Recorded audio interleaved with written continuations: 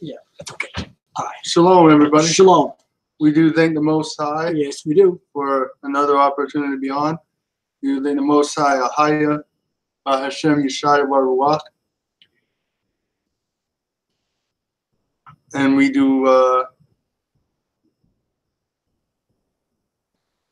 thank our viewers and our subscribers. Yes. For watching us loyally.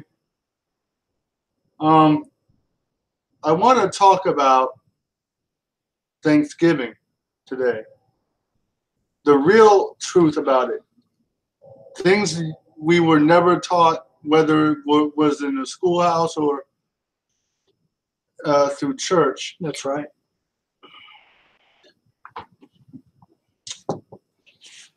Because the official story is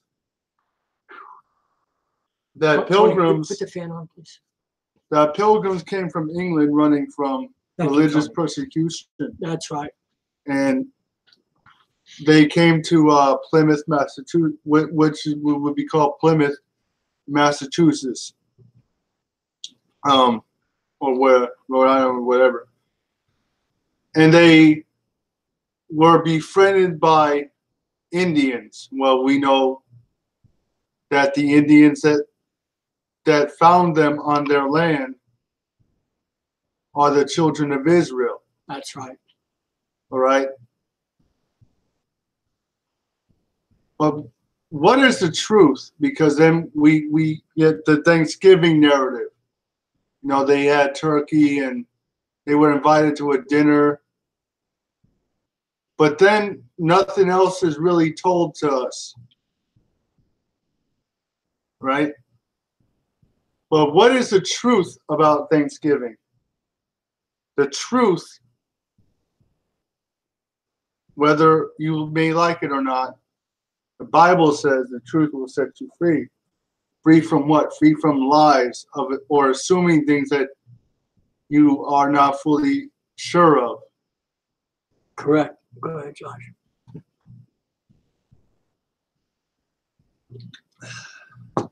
World of truth out there, yeah, Josh. So, the question is, what really happened the first Thanksgiving? And what happened? What was the true relationship or the true true relationship between the original European settlers and the different Indian tribes that they encountered? Was it friendly or was it not so friendly? And what did the European settlers and the presidents originally commemorate the Feast of Thanksgiving for? Right? Now, not what they give us, not the the commercial story they give us about family and all that. Mm-hmm. You can be with your family any day of the year. You don't need one day in November. That's right. To spend with your family. That's right. And be thankful for life. I mean, mm-hmm. Aren't you thankful every day? Mm-hmm. So you don't need one day out of the year to be thankful. America duped. That's right. Duped. So the whole family thing and all that, that's all a commercial lie. The story is a commercial lie to get you to observe something that they observe in private. So while they're doing the real ritual of Thanksgiving, the true satanic ritual of Thanksgiving,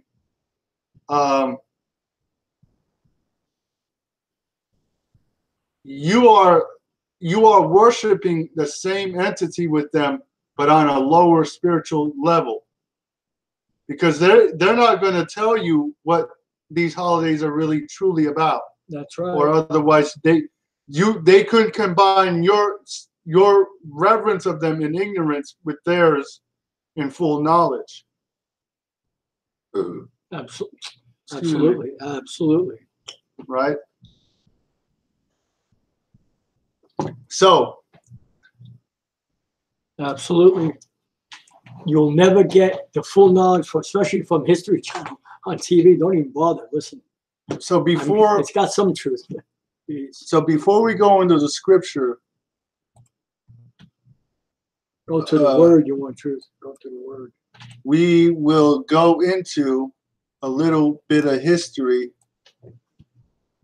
Then we'll go into some scriptures, and I have a video, little clip of a video I want to share, and we'll round out the lesson. So, the real story of Thanksgiving. By Susan Bates. Introduction for Teachings, the Plymouth Thanksgiving Story by Susan Bates. Most of us associate the holiday with happy pilgrims and Indians sitting down to a big feast. And that did happen once. The story began in 1614. A band of English explorers sailed home from England with a ship full of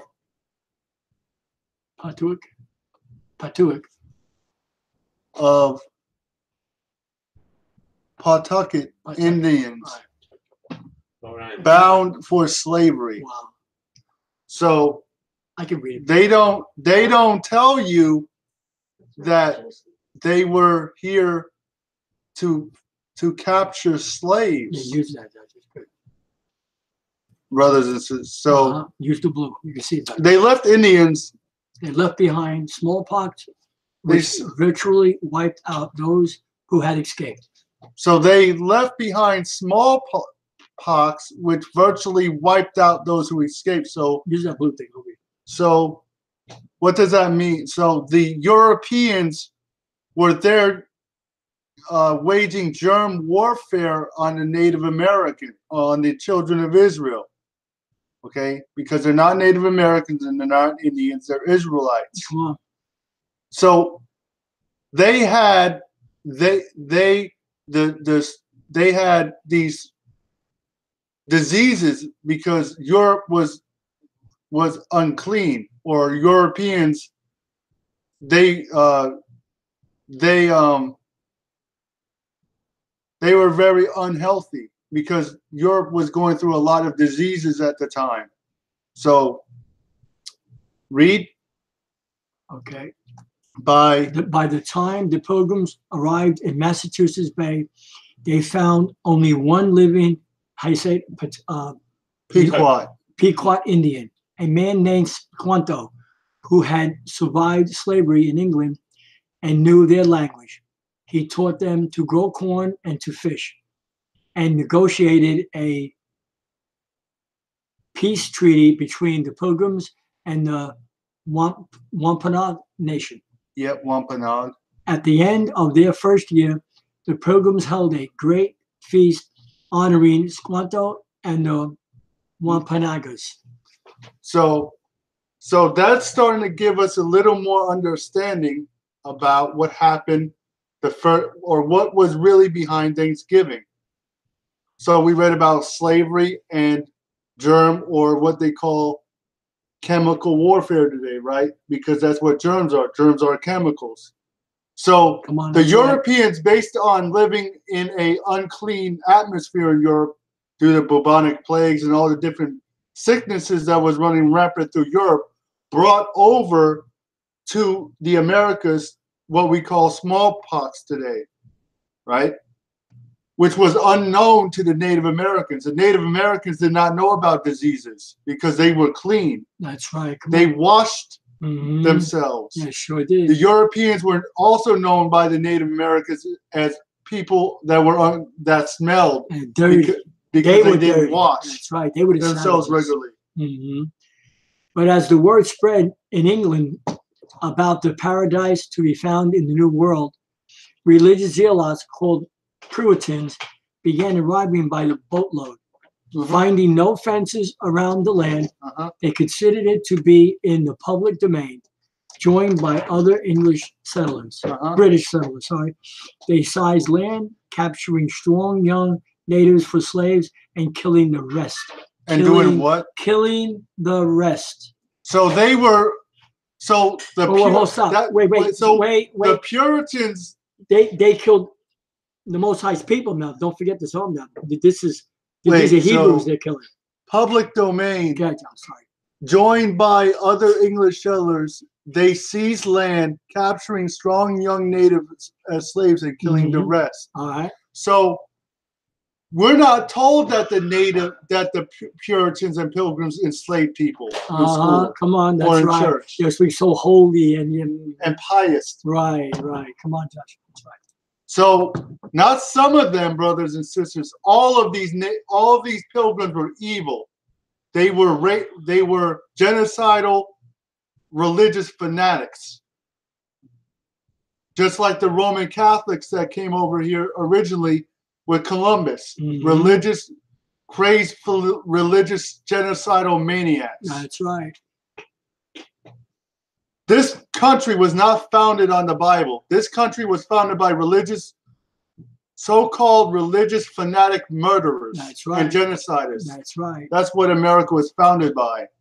But the people, or let me say, not founded by, but was stolen by religious fanatics who used the Bible to kill innocent children of Israel. Tell them the truth, Josh.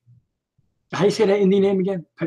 Pequot. Pequot, I got it. But the Pequot nation had not agreed to the peace treaty. Squanto had negotiated, and they fought back. The Pequot War was on for the bloodiest Indian wars ever fought. Look at that. Now, see the word Indian? You see, that word should really be the Hebrews. Okay? Now do you understand how stuff is hidden from people? They're hidden. It's a hidden agenda. In 1637, you can read any time, Josh, near present-day Groton, Connecticut, over 700 men, women, and children of the Pequot tribe had gathered for their annual Green Corn Festival, which is our Thanksgiving celebration. Wow. In the pre-dawn hours of the sleeping Hebrews were surrounded by English and Dutch mercenaries who ordered them to come outside. Those who came out were shot or clubbed to death. Wow. Well, the terrible woman, terrified woman. So peaceful Christians were over here killing innocent people, genocidists. That's what the Christian religion hides from you. Come on. That Christians have been part of the biggest genocides in recorded history. That's right. Okay. While the terrified women and children who huddled inside the log houses. Terrified of what? Losing their lives from these good Christians. Oh, yeah. How nice. Long houses were burned alive. Were what? Burned alive.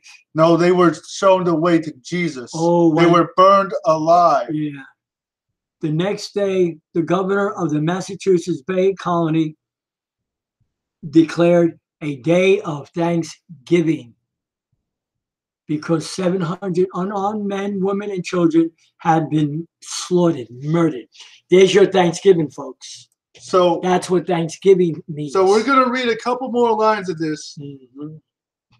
And this is sad. So this is what you are celebrating, brothers and sisters. And you don't know it. You don't realize this is because your schools have lied to you, and your church system, which was built on genocide in America and murder, has lied to you as well. So what are you truly celebrating on Thanksgiving? The murders of hundreds of thousands of millions of innocent people. That is what Thanksgiving is commemorating. It's a blood sacrificial ritual. What's this, Josh? Oh, that was the past, brothers. That's how God sees it. Yeah. Most High didn't forget his people being killed like that. Let me tell you something, folks. This is, God sees it this way. God sees you celebrating murder on Thanksgiving, not family. That was a lie given to you, so they didn't have to tell you what you were really doing. That's right. Because they know that if they told you what you were really doing, you wouldn't celebrate Thanksgiving. Right? Wow, why would you celebrate if no person would celebrate something they know is connected to murder and genocide? Because why would you want to associate yourself with that? So the next day, wait, I'll just read that last sentence again. The governor of Massachusetts Bay Colony declared a day of Thanksgiving because 700 unarmed men, women, and children have been murdered. Wow. So Thanksgiving is about murder. That's right. I don't care how many of you say, oh, no, it's about the children. It's about our family getting together. No. That's what the lie they gave you. Yeah, every time you cut that chicken, that turkey open, you're cutting open their people. Every time you eat that cranberry, you're eating their blood. And that's idolatry. That's what is that, witchcraft? Cheered by their victory, the brave colonists and their Indian allies attacked village after village. Women and children over 14 were sold into slavery, while the rest were murdered. Both loaded. Where are you?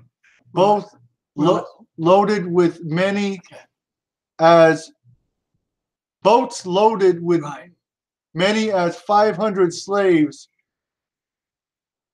regularly left the ports of New England.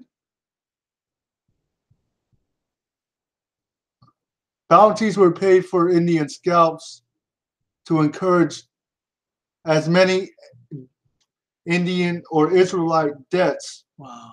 So Deuteronomy 28:16 also applies to the Native Americans. Oh, yeah. Being sold as slaves by genocidal religious fanatics called Christians. So Christianity has never done anything good for the Negro or the Indian. And now we see a great change. It is a white man's religion, brothers and sisters. Now it's the word being twisted and manipulated in the Christian church, and they can murder you that way. Oh yeah, you're being murdered. Following exactly, sis. You want to read? Following. Where are you, Judge? Following and especially successful raid against the Pequot in what is now Stamford, Connecticut. The churches around announced a second day of Thanksgiving. Wow. The churches. Wow. So white supremacy. See, Christianity is built in America on white supremacy and genocide. Look what they called them. Listen, what's this? Second day of to celebrate victory over the heathen savages. Wait. Who are you to call innocent native, so-called the children of Israel, heathen savages? Who was doing the murder and the killing? Yeah. They were the savages. And it's in Psalms, right? In their heart was butter, words are like butter. To justify these things, they started teaching people that they were unclean, you know, they're savages, the Indians. So that they could find ways to justify their consciences because they knew what they were doing was wrong. Wow. During the feasting. Read. During the feasting, the what announced? I said, during hacked off heads of natives were kicked through the streets like soccer balls or footballs. Wow! So that's where we get Thanksgiving sports from. Come on! Wow! Even the friendly Winnepaga did not escape the madness. Their chief was beheaded and his head implanted on a pole in Plymouth, Massachusetts. where it remained for 24 years. Wow. So these people are so sick, they kept a head on a pole for over almost a quarter of a century. Josh, isn't that where soccer really was originated? They took their heads and Look at this is sick. The killing became more and more franchised with the days of Thanksgiving feast. Being held after a successful massacre. George Washington finally suggested that only one day of Thanksgiving per year. Oh, how nice. So the father of the white country of America decided we can't celebrate killing Indians every day of the year. So yeah, let's do it once. We'll just have one feast to celebrate our murderous bloodlust. What a nice pagan. Day of Thanksgiving per year be set aside instead of celebrating each and every massacre. How nice. Listen to this. Later, Abraham Lincoln decreed Thanksgiving Day be a legal national holiday. Why is this important? Wow. Why is this important? Because Abraham Lincoln is supposed to be the hero for the minorities in America, the white hero, but he was on the same understanding and hatred of the Most High's people than Washington was. He's the same brand. He didn't free you. He didn't free black people. He just temporarily let you go so the system could recreate different types of slavery to enslave you with. Lincoln did not free black people. That's right. Come on. Lincoln helped America revamp its slavery. It's what's that statement he made? Didn't he say I would want if it was up to me, I would keep slavery in certain states and save the Union. And save the Union. Look at that. Mm-hmm. Day of Thanksgiving to be legal national during the Civil War. So he wanted to legal national holiday. So Lincoln made this Thanksgiving Day. Oh, Lincoln did that. A national holiday, and Thanksgiving is to commemorate. Wow. Actually, the murder. A Jewish lady. As well, yeah. Lincoln. As well, yeah. So make it.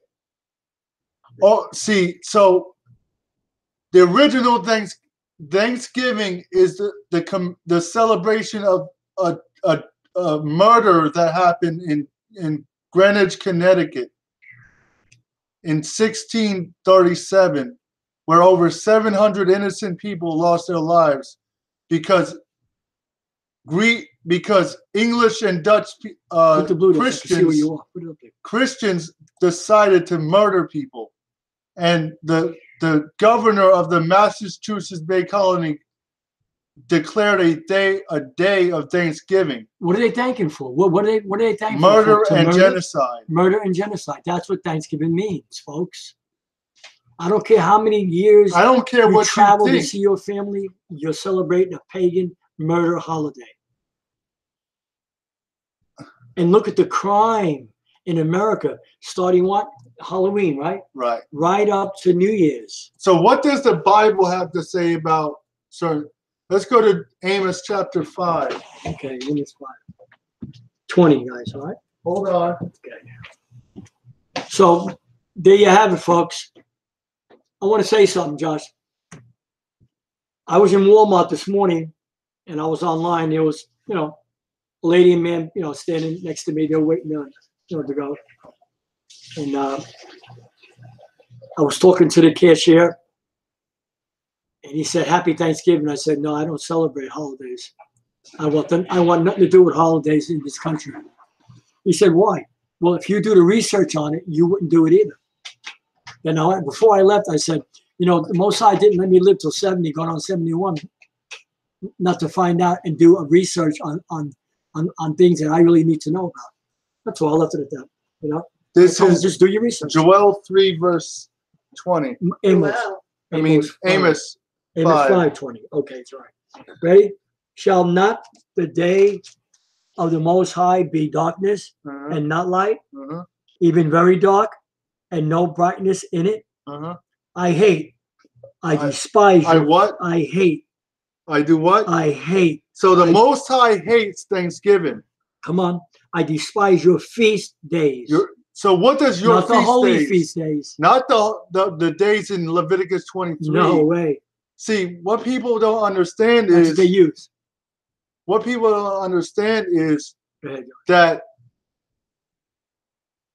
y'all don't hold on.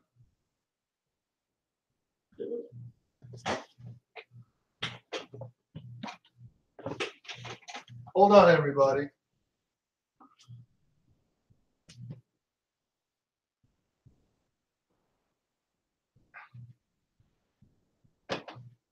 Anyway. It's all right. You know where it is. Where? The feast days. So. Where?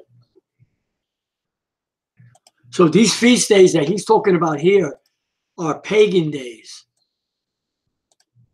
He's not talking about, because even if he was, something was going on evil to his people that he was dealing with, and that's why he had scattered them through the whole world. So if it relates to that, it does, but I'm not sure it does.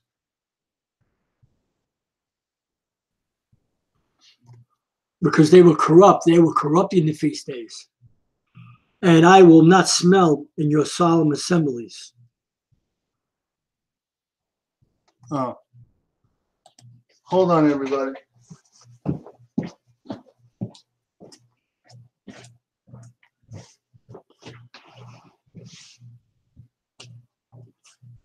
So when you come into understanding, right, Tony? Yeah. Mom? There's no turning back now. The more he's going to pour on us in this ministry, the more we're going to speak out. And we're going to try to help everyone we can to understand what you're doing on these holidays in America. Just because there's a government over you that tells you that you're supposed to celebrate these things, you should not do that, and listen to them and do your research and find out what these holidays really mean. And look what they're doing, Tony. They're making billions off people on these holidays and taking your money and making you run around, on the road, mad, speeding, angry. Oh, yeah. Shootings. What, So, for a holiday? Accident. Accidents. So to confirm this, hold on, Go everybody. ahead, Josh. What verse? Read your verse you just read. 21. I despise your feast days, and I will not smell in your solemn assemblies. Watch this. Now, how? Go ahead, Josh. Now, break it down, brother. I want to show y'all something. In the book of Jubilees, Jubilees, chapter 6, verse. But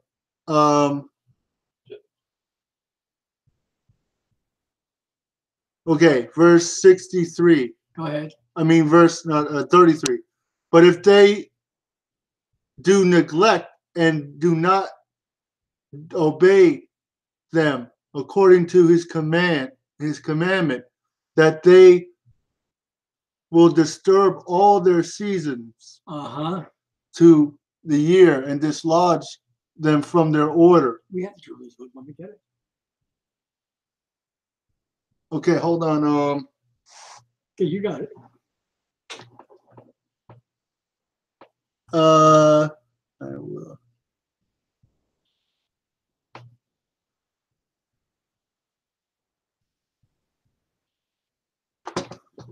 For this reason, the years will come upon them when they will disturb the order and make an abominable day, the day of testimony, and they'll make their own day, an unclean day, a feast. So that's what we were reading. That's right. In Joel. So Amos, the government or the system. Amos. Yeah, Amos 5. Right. How the people would end up following unclean days as holy days. That's right. That's right. Come on. Right? Yep. I despise your feast days, and will not smell in your solemn assemblies. Though ye offer me burnt offerings and your meat offerings, I will not accept them.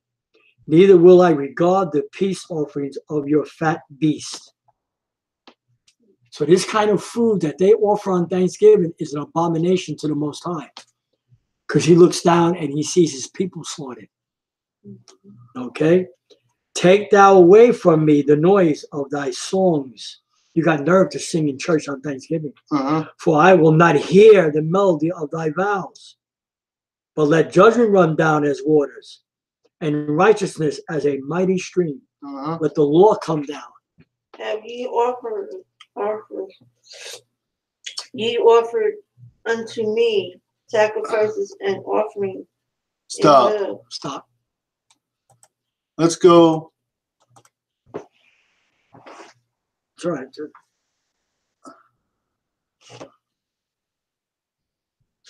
Don't you have some clips, some films showing some? Isaiah 1:11. I thought you had a clip of film. All right, Isaiah. Isaiah what? 1:11. Okay.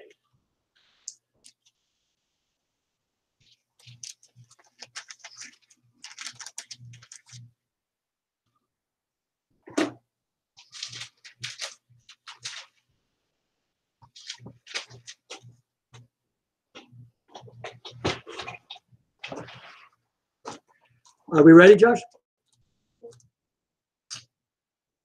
Read. All right. Isaiah 1:11. To what purpose is the multitude of your sacrifices unto me, saith the Most High? I am full of the burnt offerings of rams. No, I can't take it anymore. And the fat of fed beasts. And I delight not in the blood of bullocks or of lambs, so or of he-goats. So what is a sacrifice technically? A sacrifice is something, an animal you kill, then you eat the food, the meat of the animal you just burnt with fire. That's right. So what's that symbolizing?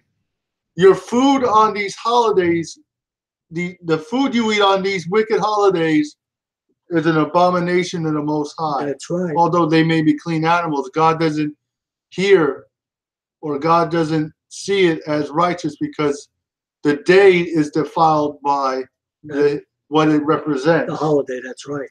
Or, okay, when ye come to appear before me, who hath required this at your hand? Who told you to do this? To tread my courts? Bring no more vain oblation. Stop. So who told you to go to reverence or celebrate Halloween? Who told you this? Not Halloween, Thanksgiving. The churches. And who told you that this was a feast day? Or who told you that? Who required this at your hands? And not one Christian can say to me, "Oh, it's in the Bible." Everyone I met out there, I said, "Show me in the Bible." They couldn't answer me. You know why you can't answer? Because it's not in there. You're supposed to do what the Bring Bible no says. more vain oblations. Incense is an abomination unto me. The new moons and Sabbaths. Now, what does this mean? When you set up a holy day, a man-made holy day, which is evil, and start to follow it, that becomes a new moon or a Sabbath or a set-apart day. Right? That's right. Come on. And new moons are that's your pagan New Year's. Really?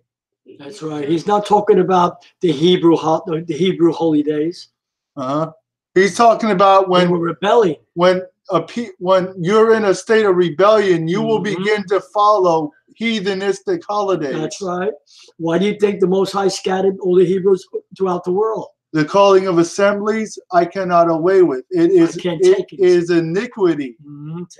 Sin. It is iniquity. Even the solemn meeting. Look at that. Look at that. So when you get real quiet and you pray. When you go to Christmas or Easter or Thanksgiving, the Most High sees those days as an abomination to him. That's right.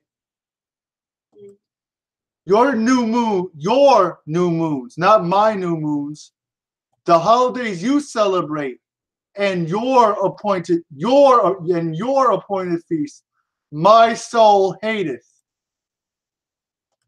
I'll read that part, that line of that precept, that verse again. Your new moons. So the holidays and feast days that you celebrate in America, not the days I told you to celebrate. Come on. But the celebrations you were given during in America, your new moons and your appointed feasts, my soul hated. Come on. So God hates Thanksgiving. He sure does. I'll say it again. The Bible says God hates Thanksgiving. He hates Easter. He hates Christmas. Right. He hates New Year's. He hates Halloween. He hates all They your are a trouble unto me. Even your military. I am weary to bear them. That's right. So God saying, I didn't tell you.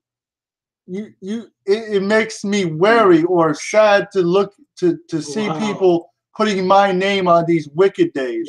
Yeah. And after, they do it. They pray and said, God bless our food.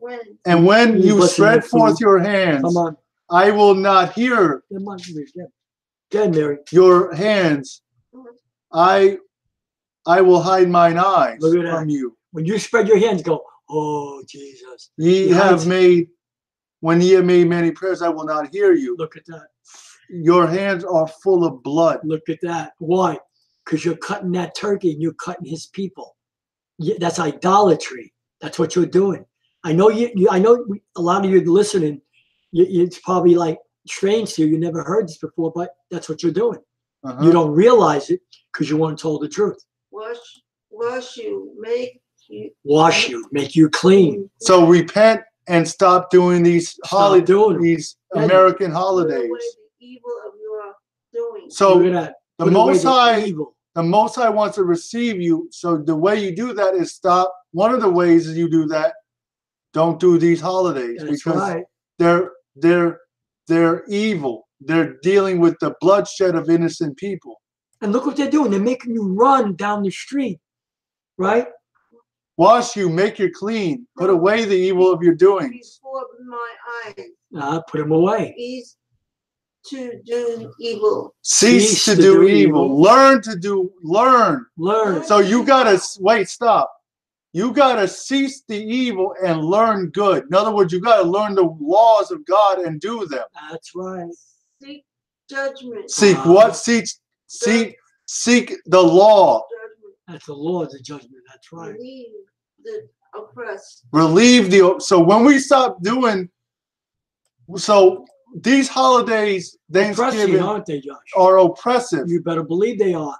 I'm telling you, I go out to Denny's almost every other day or every day, every 2 days. And during these holidays, I meet nothing but miserable people. One more scripture, and I have a video. Stop. Oh, stop. Stop. Whoa. Hold on. Right. Go to 1 Corinthians 10. Okay, Mary. 1 Corinthians 10. 1 Corinthians 10:19. Yeah, you can read that, Mary. 1 Corinthians 10:19. Now, for new viewers, or if you just tuned in and you never heard this before, well, we preach out of the Bible. We don't philosophize people, okay? We have never done that. We're on 8 years on YouTube, and we've always told the truth. You got to stop doing these holidays. They're wicked. 1 Corinthians, what, Josh? 10:19. 10:19, Mary. Wait, let me get it. All right. What say I, Mary?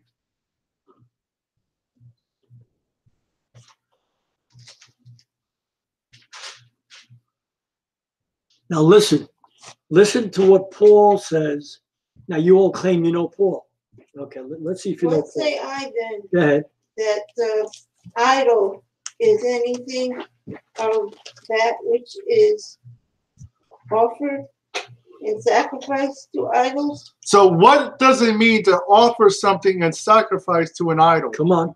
So that essentially means you take something and you set it apart for a wicked thing, or wicked, like you set food apart for something that's unclean, or like a holiday.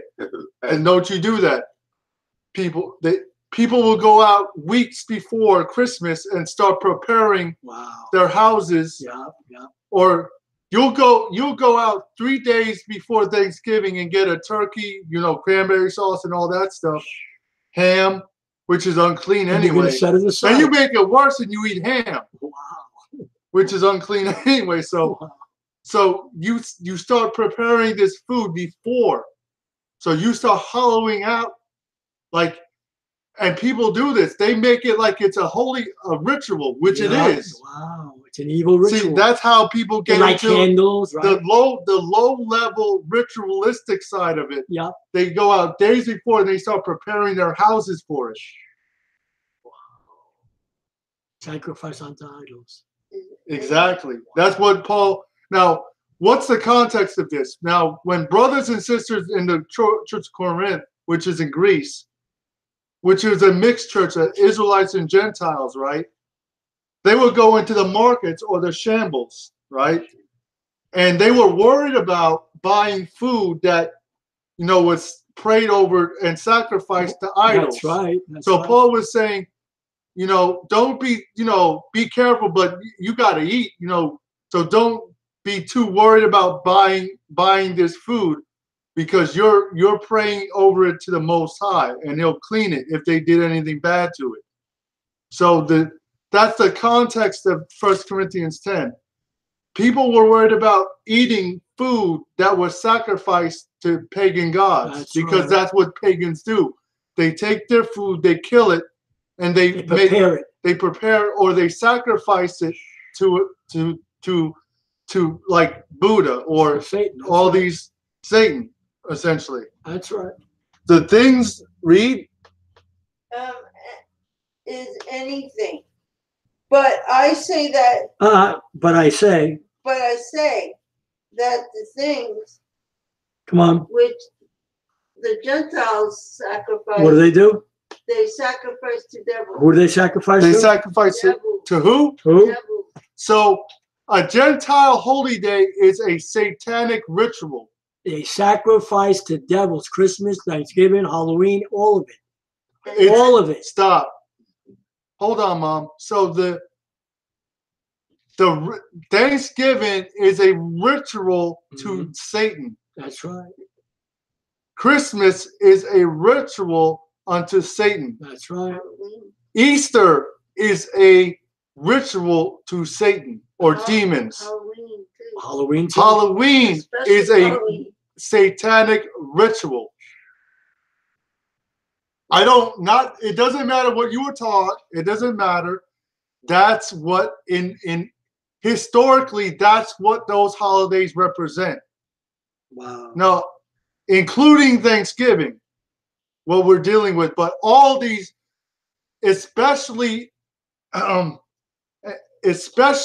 more religious the holiday is looked at, that's the more satanic ones. It becomes, it's right. Because a lot of people don't really celebrate Martin Luther King's birthday, Columbus Day, and all that. But when you get towards the end of the year and the beginning of the next year, you have Halloween. People celebrate that religiously. You get Thanksgiving. And it's sad to say, they say they're Christians and they all worship that holiday. Stop. You get people celebrating Thanksgiving religiously because notice towards the end of the year, the holidays seem to try to take on more of a spiritual aspect to them. That's right. Because now you get into the holidays, they try to read into the Bible, like Christmas, Thanksgiving, Christmas, and Easter. Wow. So by celebrating these certain holidays, people think they're following the Bible. And they're not. They're not, because none of these holidays are written up in the Bible. You can't show me Easter, Christmas, or Thanksgiving in the Bible. That's right. And that should be enough for you not to celebrate them. So the things which the Gentiles sacrifice, Thanksgiving is a satanic, Gentile, heathenistic ritual to the devil, to Satan. Read. And not to the Most High. And not to the Most High. And not to the Most High. God. And not to the Most High. Come on, say it again. And not so. Thanksgiving has nothing to do with the Most High God of heaven, the Creator. And I would not that you should have. And I would not that you would have fellowship with Thanksgiving or with devils, because Satan, that is a satanic ritual. What Thanksgiving is. You cannot drink the cup of the Yashayah and the cup of devils. You cannot say you down with the Most High and then do this and celebrate a satanic ritual. There's no way. You cannot be partakers of the Yahshur's table and of the table of the devil. Stop. The table of devils. Yes, devils. Devils. Do ye provoke the Most High to jealousy? So you provoke the Most High to anger when you do these holidays. So we're going to watch a little of this, then we'll close. All right? No, you don't forget. That was a good reading, everybody. It was really that. Yeah, man. Are you kidding? Ounce of accuracy notes the bestseller Lies My Teacher Told Me. The idea of Europe bringing civilization to the Americas simply flips truth on its head. This is what European explorers actually found in North America. Far and away the most beautiful city on earth. 5 times the size of London or Rome. Great towers and buildings rising from the water. 60,000 gleaming houses. So this is what the Europeans will not tell you through their education that they found here on the other side of the earth. They found civilization. That's right. Not uncivilization like they want you to believe to justify what they did. And how spacious and how well built they were, of beautiful stonework and cedar wood, and the wood of other sweet-scented trees. The many streets and boulevards of the city were so neat and well swept, despite the multitude of inhabitants, crisscrossed with a complex network of canals, like an enormous Venice, but also remarkable floating gardens that reminded of nowhere else on earth. Whoa, wait a minute. So the Europeans compared what they want you to believe as uncivilized people having cities like Venice in Italy. But they want you to believe they're uncivilized. Yeah, right. Yeah. So they found civilization. So why do they do that? So it justifies them killing them. That's right. So and calling them savages. Water from its polluted city rivers, huge aqueducts transported America's water from fresh springs. But what impressed most were the special merchant areas where timber and tiles and other building materials were bought and sold, as well as greengrocer streets where one could buy every sort of vegetable, fruits, honeys, nut paste, and chocolates. Astonished by the personal cleanliness and hygiene of the colorfully dressed. Amazed by the cleanliness and hygiene. Why? Because the Europeans were dirty. So they want you to believe these people were unclean. But they were the hygienic ones, the Israelites. Come on. Hold on. Hold on, everybody. Or floating gardens I want you to hear this again. Nowhere else on earth. While Europe was drinking water from its polluted city rivers, huge aqueducts transported America's water from fresh springs. But what impressed most were the special merchant areas where timber and tiles and other building materials were bought and sold, as well as greengrocer streets where one could buy every sort of vegetable, fruits, honeys, nut paste, and chocolates. Astonished by the personal cleanliness and hygiene of the colorfully dressed populace, and by their extravagant use of soaps, deodorants, and breath sweeteners. Most Europeans never bathed and kept clothes on at all. Wait a minute. So the Native Americans, the Israelites had deodorant, they had mouthwash, soap, hair soap. Wow. So these people were the civilized ones. No perfume, they didn't believe perfume. They were clean. These were the filthy ones. Wait. So the Native Americans or the Israelites who were here are the civilized, clean people. Not the Europeans. Not saying Europeans, white people are dirty, but they have to mold your perception of people to get you to kind of accept evil being done to That's them. right. That's right. Right? Yeah, that's their agenda. That's their lies. Times, the Pilgrim's Notes biographer Zini Feiner had a terrible... Hold on, everybody. I want to let you hear this again, so you, because we special merchant areas where timber and tiles and other building materials were bought and sold, as well as greengrocer streets where one could buy every sort of vegetable, fruits, honeys, nut paste, and chocolates. Astonished by the personal cleanliness and hygiene of the colorfully dressed populace, and by their extravagant use of soaps, deodorants, and breath sweeteners. Most Europeans never bathed and kept clothes on at all times. The Pilgrim's Notes biographer Zini Feiner had a terrible smell. Indians tried, quote, without success to teach them to bathe. Wow. Settlers also had wait. They taught them to bathe. The Europeans had to be taught how to wash their behinds by the uncivilized Native Americans, so-called. Yeah. And they had teeth problems. Their teeth were rotted out, the Europeans. That's right. Eating all that pork. Come on. Starvation was so common that corpses were just dumped in open pits known as poreholes. Many turned to alcohol and committed suicide. In fact, the story of the first settlers has been deliberately changed, knows author James Lowen, because the truth's so shameful. They actually settled hundreds of miles further south and stayed in America because the mission was a failure. Their real aim, reports historian Robert Beverly, was to find some gold and take it back to Europe. They spent their days digging random holes in the ground, aimlessly looking for gold instead of planting crops. Soon they were starving and digging up putrid Indian corpses to eat. They took some Indian prisoners and forced them to teach the colonists how to farm. For what is a man profited if he shall gain the whole world and lose his own soul? Or what shall a man give in exchange for his soul? And the meal with the natives wasn't quite the Thanksgiving shown on TV and in school books. The colonists offered the Indians a toast to eternal friendship, whereupon the chief, his family, advisors, and 200 followers dropped dead of poison. In mainstream history books, perhaps the most common description of American territory then is virgin land. In fact, notes historian Peter Jennings, it was widowed. Horrific enough, the Nazi ethnic cleansings in Europe during World War II. Leading American studies professor David Stannard notes it's dwarfed by, quote, far and away the most massive act of genocide in the history of the world. No. The death of 100 million indigenous people in the, quote, American Holocaust. Some from disease, but also vast numbers from a... So it is estimated that over or at least 100 million Native Americans were killed by Europeans. That's right. 100 million.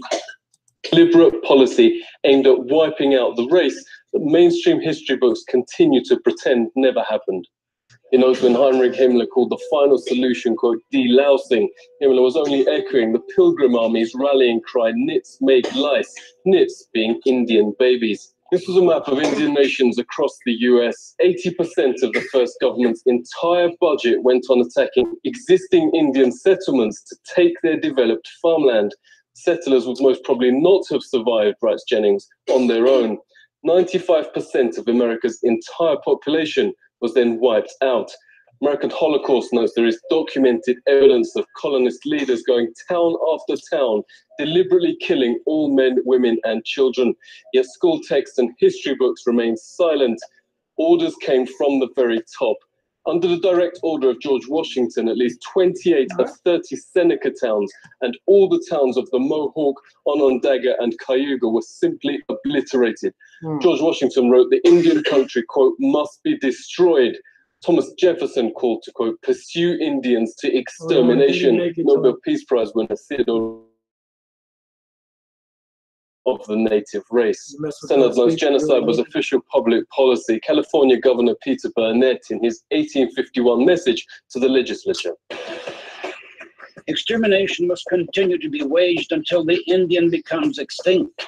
Another governor issued the public proclamation to, quote, pursue, kill, and destroy all Indians. A witness notes the ensuing bloodbaths practically wiped out the native race. The whites shoot them down like wolves, men, women, and children, wherever they could find them. This war of extermination against the Aborigines is tending to the final extinction of the race. O generation of vipers, how can ye, being evil, speak good things? For out of the abundance of the heart the mouth speaketh. A good man out of the good treasure of the heart bringeth forth good things, and an evil man out of the evil treasure bringeth forth evil things.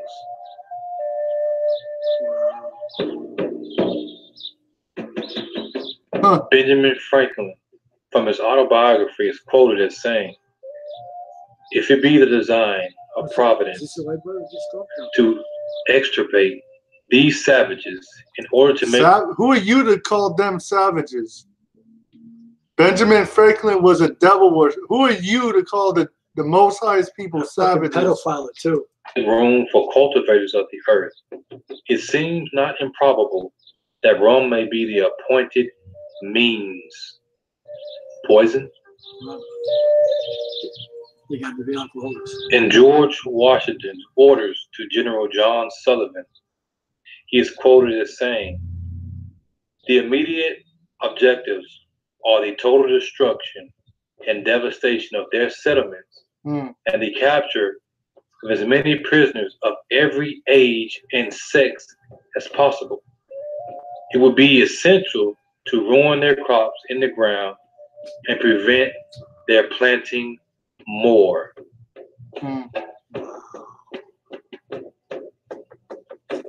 In 1807, Thomas Jefferson instructed his War Department that should any Indians resist against stealing Indian lands, the Indian resistance must be met with... Wait, if someone's trying to steal your home, aren't you going to resist? So who are you to tell them not to resist you stealing their land? That's right. They were here first. Jefferson continued, "And if ever we are constrained to lift the hatchet against any tribe," he wrote, "we will never lay it down till that tribe is exterminated or is driven beyond the Mississippi." In 1812, Jefferson said that America was obliged to push the backwards Indians with the beasts of the forest into the Stony Mountains. 1 year later, Jefferson continued anti-Indian statements by adding that America must pursue the Indians to extermination or drive them to new seats beyond our reach. So you're happy with America today, right? The way it's going, with all this crime and murder. This unfortunate race America's pain, we have been taking so much pains to save and to civilize, have by their unexpected desertion and ferocious barbarities justified extermination, and now await our decision on their fate.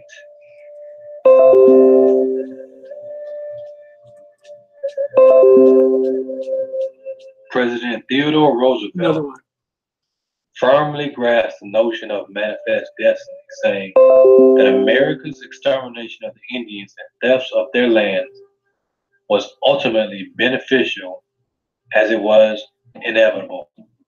Roosevelt once said, "I don't go so far as to think that the only good Indians are dead Indians, but I believe 9 out of 10 are, and I shouldn't like to inquire too closely into the case of the 10th. William Henry Harrison, who was governor at the time, is quoted as asking, "Is one of the fairest portions of the globe to remain in a state of nature, the haunt of a few wretched savages, when it seems destined by the Creator to give support to a large population and to be the seat of civilization?" James Monroe wrote to Andrew Jackson and said, "The hunter or savage state requires a greater extent of territory to sustain it that is compatible with the progress and just claims of civilized life, and must yield to it. Nothing is more certain than, if the Indian tribe do not abandon that state and become civilized, that they will decline and become extinct.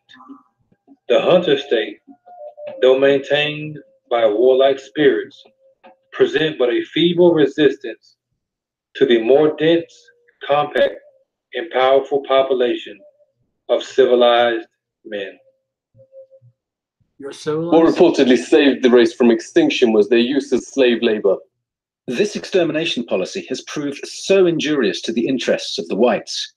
Indian labor is indispensable. Highly prized slaves were Indian girls as young as 3, said the Marysville Appeal, for fulfilling double roles of labor and of lust. Phil Lane Jr. is hereditary chief of the Hankton One First Nation. Phil, really great to see you. What facts are being airbrushed out of history? Practices were that that sometimes you don't want to speak about, and they not only wiped out most of the people, but the way they did it, the greatest loss of people any time in history. Cultural genocide is still being waged on surviving Indians, reports TruthCell. From the start of the 20th century, children were forced into so-called Indian boarding schools designed to, quote, kill the Indian in them, according to the system's founding father, Richard Pratt. Indians are obliged to change their name to a Western one like Tom, made to dress and style their hair like whites. Indigenous Americans are also forced to adopt Christianity and all other parts of Western culture. Lenore Stiffan witnessed the abuse firsthand. Thank you so much for speaking to us. Can you tell us what happened? The federal policy here was to take the Indian out of the person. They beat the language out of like my father. He grew up his whole life, his hands were kind of bent. As a result, he used to talk our native language, but he never wanted me to learn. I consider myself a recovering Catholic because of, the sexual abuse that I experienced, So we see the pieces are starting to come together. Again, we have the Roman Catholic Church at the heart of something not good. You heard them say they forced Christianity on them. Folks, you cannot force Christ on anybody. Christ is Christianity. Christianity is all about Jesus Christ, the person. What they did was they forced religion on them. They forced their ways. They didn't show them true Christianity because they don't have true Christianity. I say this as a Christian. The Roman Catholic Church is satanic. And it is not biblical Christianity.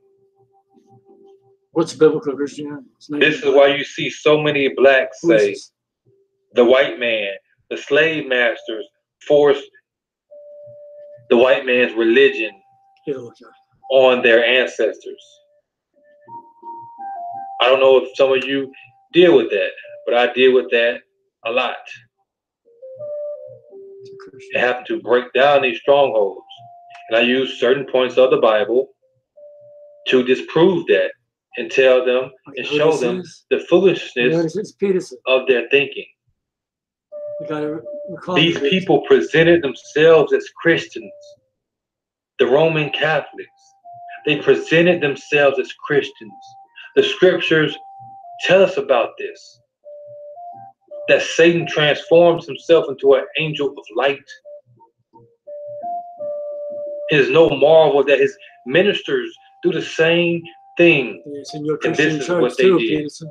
This is what they continue to do till this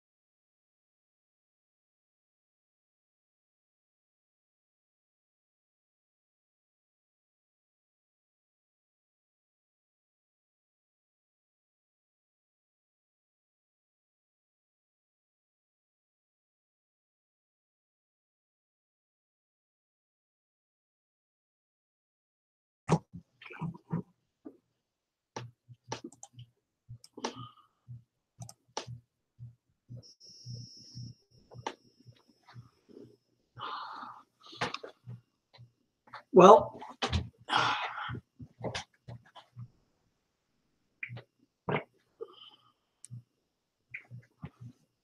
hope you got something out of this lesson today. We've been out of holidays for just about 8 years now. February will be 8 years. And we are really, really blessed that we came into truth with this. And Shalom.